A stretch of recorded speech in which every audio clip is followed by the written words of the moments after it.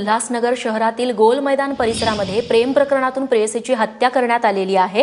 दीपक पळसुले आपल्याला अधिक माहिती देईल। दीपक, काय तपशील?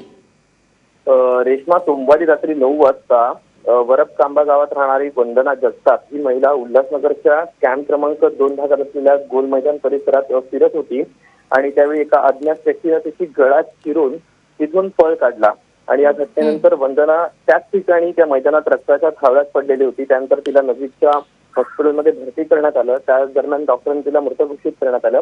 मात्र या सगळ्या प्रकरणी पोलिसांनी अवघ्या काही तासातच या सगळ्याचा छडा लावलेला आहे। तिची हत्या करणारा हा दुसरा तिसरा कोणी नसून तिचा प्रियकर होता। 2 वर्षांपूर्वी तिचा आणि तिच्या नवऱ्याचं काही भांडण झालेलं होतं, त्यामुळे ती आणि तिचा नवरा दोघं जण विभक्त राहत होते। मात्र हा जो तिचा प्रियकर होता हा सातत्याने तिच्या चारित्र्यावर संशय घेत होता। ती ज्या ठिकाणी काम करत होती त्याच ठिकाणी हा काम करत होता।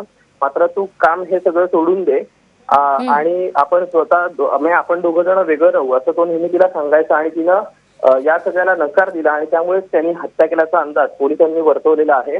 दरम्यान आरोपीला आता कोर्टात हजर केलं जाईल आणि पुढची कारवाई पोलीस करतील।